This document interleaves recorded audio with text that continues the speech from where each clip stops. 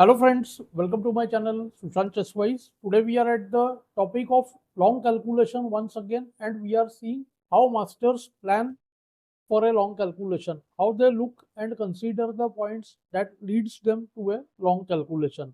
So let's get to the position quickly. It is black to play. First do try to calculate what would you do here, try to figure out, and then you can match with the analysis and the thought process, mainly how the master is using his methods. So if we look at the position, already you know by our usual methods, black is standing somewhat better here, maybe clearly better because black has castled, white king is in the center, queen is really well placed. Both bishops you can see are somewhat better than the white's bishops. But what should white do here? How can he force things? Because he has the initiative. So the candidate moves which come to mind, see, one is the queen g2, which can be easily rejected. Just castle and the white will get rook g1. Nothing much happened. Very interesting option is the move bishop g4, after which, see, we want that if white takes, we take with the queen, and then see from g4 the queen will stop this castling, right? So this is what he wants, but white will do long castle himself, and after trade and rook f3, of course black is better. He is planning to do rook a f8. f2 is definitely weak, and soon at some point there will be bishop f4. But see, white instantly will have the move queen s6 right now, or maybe a few moves later. And now see, c6 and d5 both will stand weak. Black was looking at another move which I am sure you also must have thought. The move was rook b8. Let's keep the move rook b8. I am not going to play the next few moves because we are learning how the master thinks. Immediately it is clear that b2 is weak, but the main point is what happens to long castle. And even before that, we need to see what happens to b3. See, let us understand what has happened after b3. Firstly, the squares b4 and c3, a3 have become more weak. c3 has also become weak because this queen is eyeing from the third rank. Now the move see bishop g4 becomes very strong. The point being, now we want white to do long castle, and this position I want you to think it is black to play and win. And the point is, as I showed you just now, the third rank or the sixth rank for black is really useful after rook f2, the unexpected sack, bishop f2 and bishop e2. Since white cannot take the e2 bishop, it is just like an exchange sack only. Plus we have a pawn, white king is really unsafe. See what's happening here. If queen takes e2, then bishop check. If kb1, then instant queen c3 winning. And if king goes to d2, then bb4 check, first pushing the king back to c1, and now queen c3 very strong. The threat is mate on a1, and if king b1, then again bishop a3, and there is no defense to the mate on the b2 square. White can well try the move rook d e1, attacking the bishop now, but here too comes see bishop b4. Now the queen has no other place, so queen into e2, and then after queen c3, queen a1 mate. This queen has infiltrated now, and now whatever is done, let's say kb1, then kd1, then queen a3 mates, and if the king goes to b1, then also ba3, which we saw previous. So let's go back to the game now. So once black was convinced that b3 is weak, all he had to check was what happens after long castle. See, after the king comes here at the long castled position, I'll keep that also. So what this position black is imagining in his head, and he notices that, see, first the rook eyes b2, second the bishop eyes a3, and third the queen eyes the third rank. So all is happening on the black squares, and the key weakness is b2. And who is the defender? This bishop on e3. So what he calculates, if I go rook takes f2, because bishop is the defender, then see bishop will take on f2, and the queen goes to see a3. After the queen reaches a3, first threat is c mate on b2, second is a2 is attacked, and what can white do there? Because see, serious threats, qb2 is mate, so only move c3, and then queen takes a2. So black thought at least this much, so black has to think only. And after that you notice that only move for white there is moving this b pawn to b4. So that also he needs to check, because see, we are sacrificing a whole rook. It's not that I will play and then. So after b4 also black made the calculation. Now to make our task easy, I'll just show you one or two moves. There is queen a1 check, queen a3 check, and there is the move bishop b4. But right now the queen on a2 is hanging. So after queen check check, he can do bb4. But all this black saw precisely. We will do from that point. Rook f2, bf2, queen a3. This is superb move. And see, of course, b takes a3, then ba3 mates. So only move c3.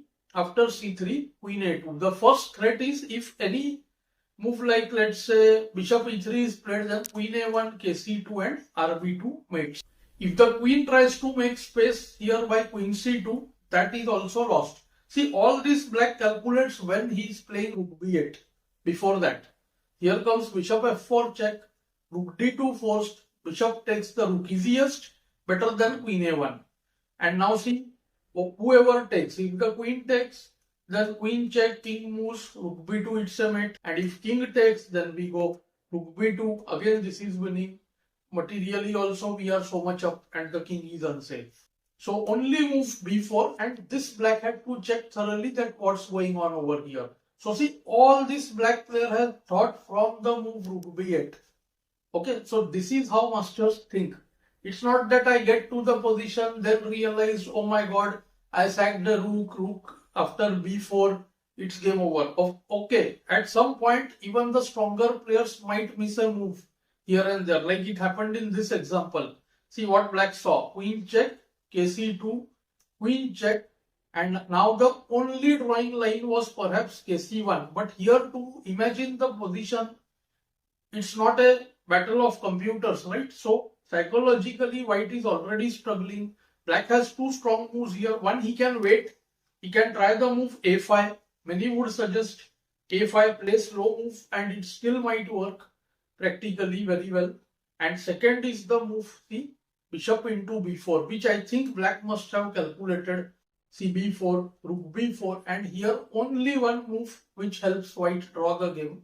We'll come to that. There are two other lines. First, let me show you that. If queen c2, then queen a3 check, kd2, rook b2. After queen takes b2, qb2, ke1, queen check, king f1, everything has been forced so far.